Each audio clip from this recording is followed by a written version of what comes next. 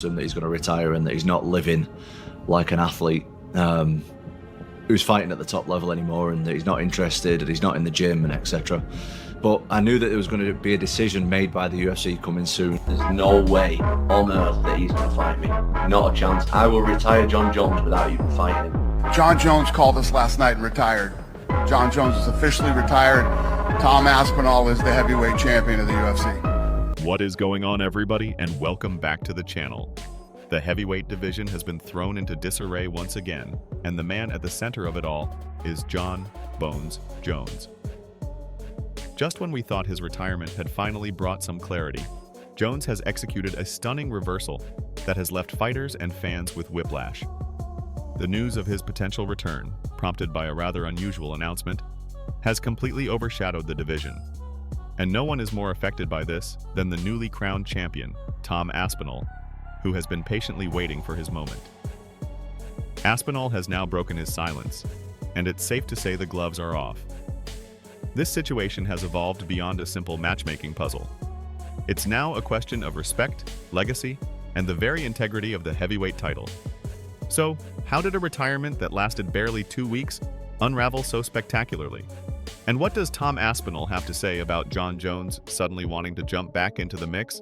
Let's get into it. For the world, Jon Jones, the greatest fighter of all time, potentially, possibly, the guy that retired recently, about 2 weeks ago, because he didn't want to fight Tom Aspinall, because he'd been there, done it, he's living his best life, he's got nothing more to prove, he walked away from the sport, essentially undefeated. He has been retired for 2 weeks, maybe less than that. That gets a bit blurry depending on what the timeline is. But according to Twitter, apparently, according to Twitter, his Twitter, not general hearsay, Jon Jones has unretired. That is correct. He says that he is now back in the testing pool. Check this out. So, of course, the UFC shares this, and this is very nice of the UFC. Jon "Bones" Jones, the greatest of all time. And he just might be, we'll get to that after. There's others, Anderson Silva, George St. Pierre, Demetrius Mighty Mouse Johnson, Habib Nurmagomedov. The list goes on. Ilia Topuria, right? So he shares that. Okay, great, of course. Why not? I'd share that as well. I'd retweet it. And then this, fighting at the White House, that piqued his curiosity. You might have saw Donald Trump is saying that they're going to do a fight at the White House next year with 25,000 people. And I did a video on that, and I was like, you know what? Maybe that would be the fight for Jon Jones to come out of retirement. And then the very next tweet, there it is, just re-entered the testing pool. And at the time of me doing this, 4th of July, just about to start the barbecue, about to have a few beers, 37 minutes ago.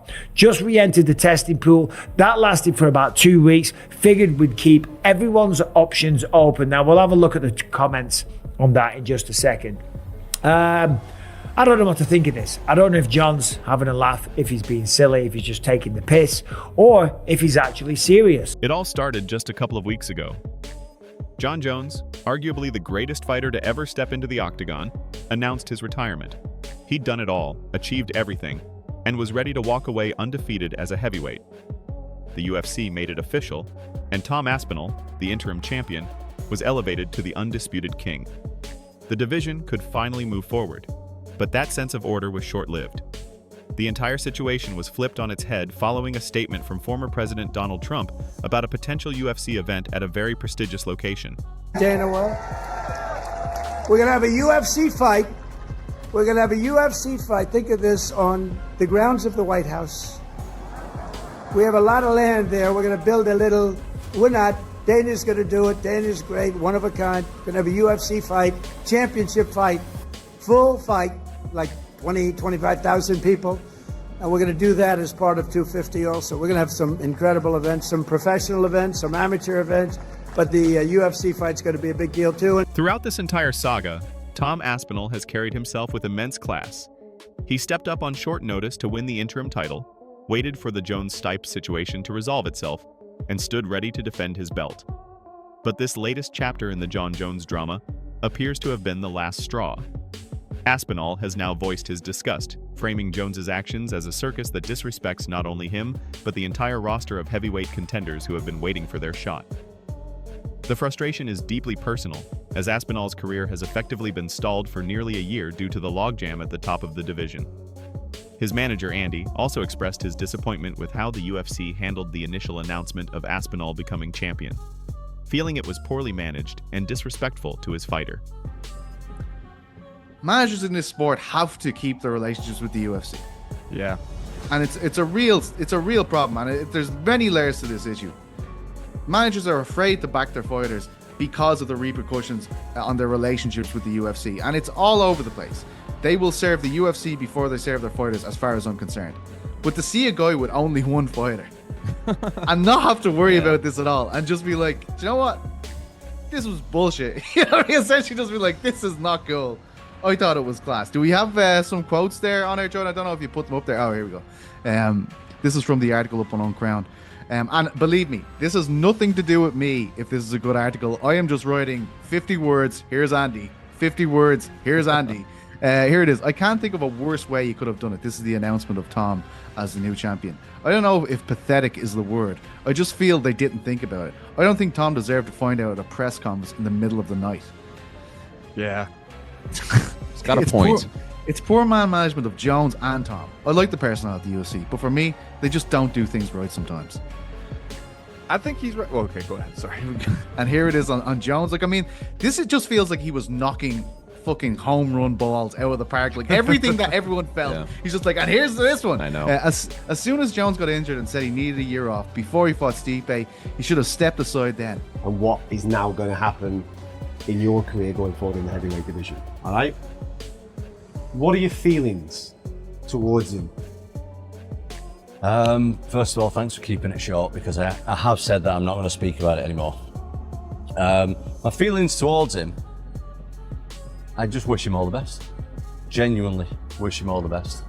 If he feels satisfied with what he's done, which he's saying he is, and he's happy to leave like that, then I genuinely wish him all the best. Do you think that is it? I don't know him. Don't know him at all. Met him once. Don't know anything about him, so I don't know. So it's short. It was short and sweet, thank you. No, but you can understand that has been quite a huge part of the narrative over the last of course. 12 months, and a lot of fight fans will have their attitudes as to why that decision has been made and what have you. I kind of agree with you. At the end of the day, with the legacy that he's had and what he's done in the sport, he has the right to make a decision for himself. Personally, as a fight fan, I just wish that he'd done it a little bit earlier, so therefore we wouldn't have had that narrative over the last 12 months, because I can imagine it's been incredibly frustrating for you from a personal point of view and a professional point of view as well. Yeah, I just wanted to, I feel like a broken record, keep banging up, but all I wanted to do was fight. I just wanted to fight. I've not been to work, mate, for nearly a year. I know people see me online and doing all the rest of it, but my main job is fighting people. That's what I do. I've not done that for almost a year, and none of it has had anything to do with me. Right, perfect. This is where I want to go with, right? Because I think a lot of people have an understanding of you. I'd like to say that obviously we spent a bit of time, so I kind of like to get inside your head a little bit more and pick the little things that go on inside. How have you dealt with that? Because I remember speaking to you during the time that you were out injured with your knee. That was a tough challenge from a psychological point of view. Yeah. This is different, because when you're out with your knee, it's on me now. I'm going to get fit and get my knee back, and we're going to get rocking and rolling. The last 12 months hasn't been kind of on you. So how was that a different mental challenge? And I can say this now that it's over, because the thing with me, when I'm in difficult situations, I try not to complain about it as much. This last year has been more difficult than the year I had out with the knee. In November, Jon returns to fight Stipe in that highly anticipated fight. Stipe, one of the greatest of all time, obviously a decorated champion who had not fought in several years, full-time firefighter at that point. Here he is talking to Kevin Iole on his great platform about the prospect of fighting Tom Aspinall. Tom Aspinall's the guy that people want to see you fight, right? So here's the question. You're fighting Stipe Miocic, and I know you're focused on that fight. If you defeat him, as you're a 6-1 favorite to win the fight, if you defeat him, will you defend your belt against Aspinall, who has the interim title? More than likely not. I feel like Tom Aspinall is I don't want to say nobody, but he just hasn't proven anything. He hasn't done anything, and I understand that. I mean, he won his belt against Sergey. Sergey just got slaughtered by someone else, so it's just like I'm not here to gamble someone else making a name off of me. At that point, by the way, Tom had won his UFC debut. He beat Jake Collier via a 45-second knockout. He then beat Alain Badeau in a minute and 35 seconds via TKO. He submitted Andrei Arlovsky, John's good friend, in the second round, a minute and 9 seconds. He TKO'd Sergey Spivak. He submitted Alexander Volkov. He blew out his knee against Curtis Blades, came back a year later and TKO'd Marcin Tybura in a minute and 13 seconds. He knocked out Sergey Pavlovich in 69 seconds. That's what Tom, the quote-unquote nobody, had done up until that point. Pretty much beat everyone that he could have, other than the top dog, who clearly did not want to fight him. This brings us to the current dilemma for the UFC. Do they capitalize on the massive hype and publicity of a Jon Jones fight at the White House? Or do they enforce the integrity of the sport and demand that the returning legend face the undisputed champion to unify the title? The MMA community is sharply divided. Some applaud Jones as a master of self-promotion, while others condemn him for ducking the most dangerous and logical contender. Aspinall, for his part, was seemingly ready to move on. Reports suggested a title defense against Cyril Gane was on the verge of being announced. Aspinall was focused on the next challenge in front of him. I mean, what has changed in 2 weeks' time?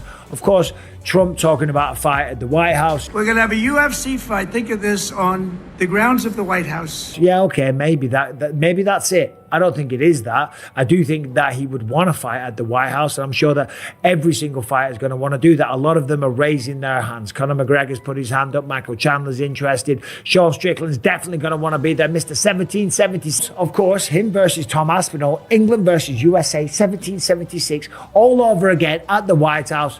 Unbelievable. Of course, that should be top of the bill, right? But is that really what's going on? Is it just the fact that they're going to do a fight at the White House, or has something else changed?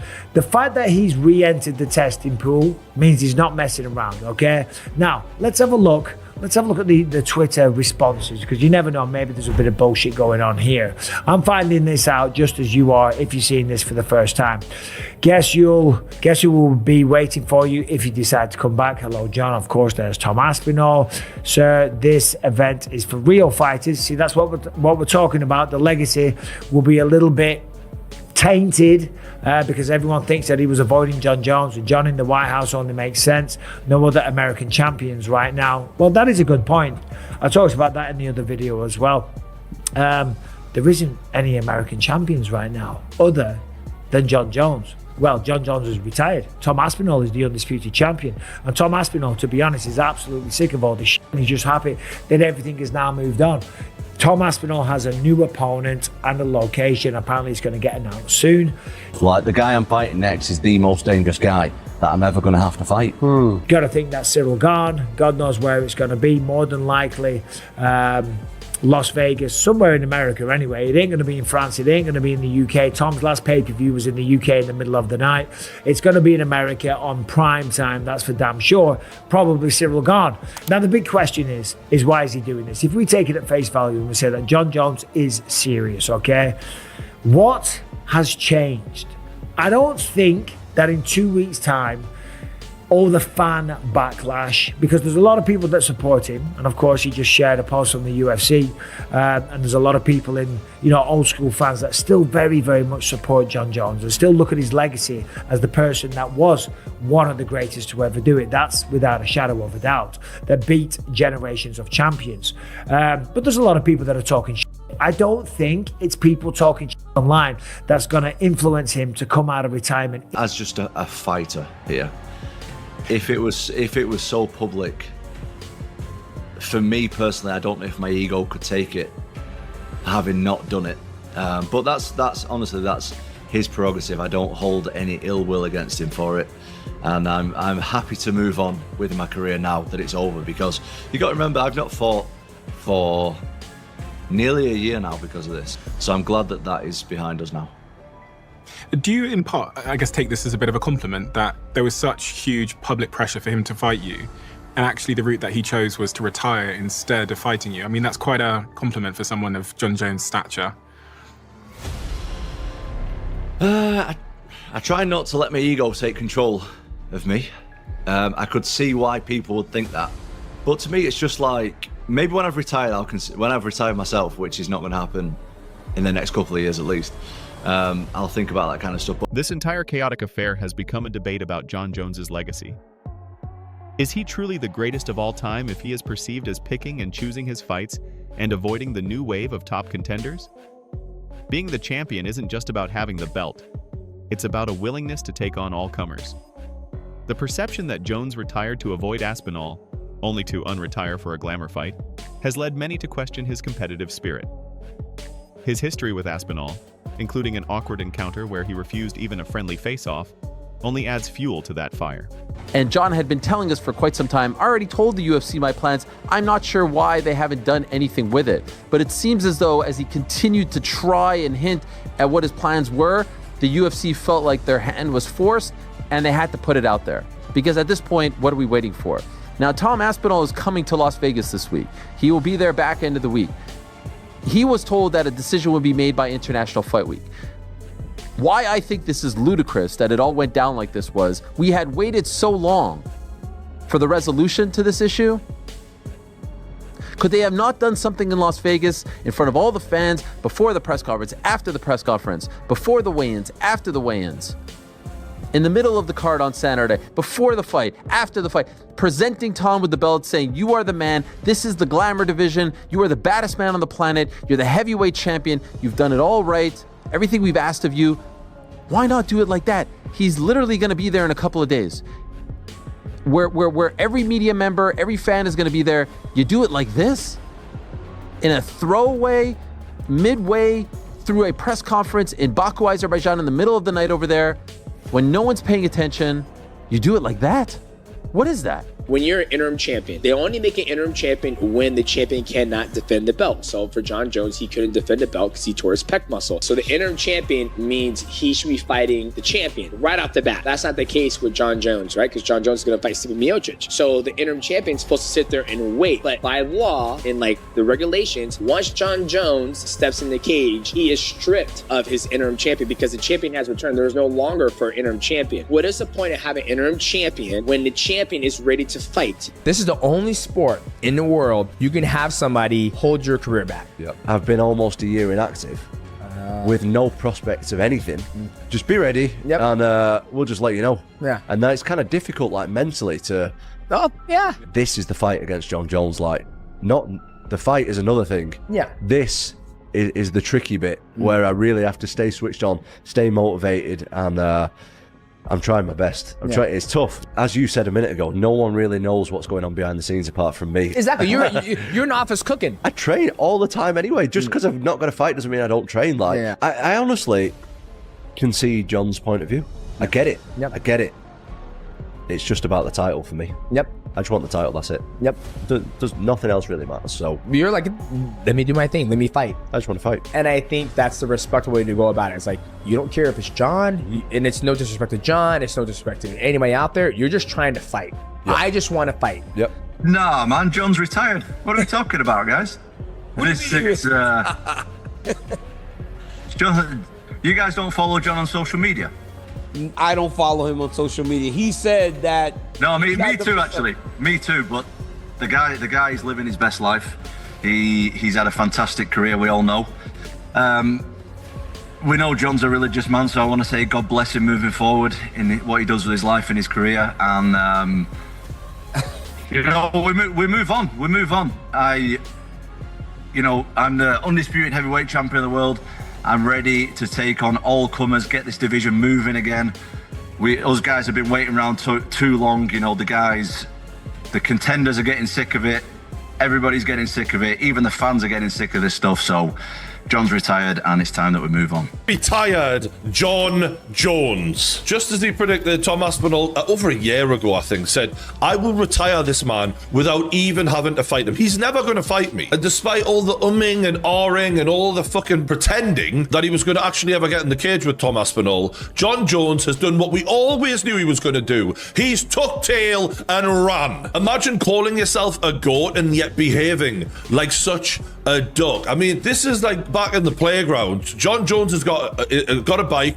Tom Aspinall's come over and goes, give us your bike now. What you have to do then is fight. You have to defend what your shit is and say, no, you're not going to take this. And do you know what Jon Jones did? You have it. I don't want to fight. You can have it. This is unbelievable. The greatest of all time. What a load of shit. I'm sorry. Never going to call that him the GOAT. Ever again. Because being the greatest of all time is not just about winning. And that's what Jon Jones doesn't understand. It's about how you conduct yourself throughout the whole of your career. Are you willing to fight the biggest challenges, the biggest tests, go in there and test yourself against everyone? And Jon Jones proved, without a shadow of a doubt, his biggest test, stepped up and he bottled it well and truly. Remember this clip from like over a year ago when Jon actually met Tom in person? Respect, man. All the best. Respect. All the best. Do a quick picture. Sure. Yeah? Let's get it. A face off. No, okay. He wouldn't even face off with Tom Aspinall, let alone get in a cage with him. And after all of the fannying around and waiting for Jon Jones to man up and strap his balls on and defend his heavyweight title, because you've never really earned it. You beat a guy who wasn't even the champion. You beat Stipe. Oh my God, what a farce that fight was. So, where do we go from here? The heavyweight division is once again being held hostage by the whims of Jon Jones. Should the UFC book the blockbuster fight at the White House? Or should they finally put their foot down and make the Aspinall unification bout? Is Jones a promotional genius? Or is he actively damaging his legacy by ducking the rightful #1 contender? This is one of the most complex and controversial situations the UFC has faced in years, and the destiny of its glamour division is hanging in the balance. What do you think should happen? Let me know your take in the comments section below. If you appreciated this breakdown, be sure to hit the like button, subscribe for more MMA content, and hit that notification bell so you never miss an update. Thanks for watching, and we'll catch you on the next one.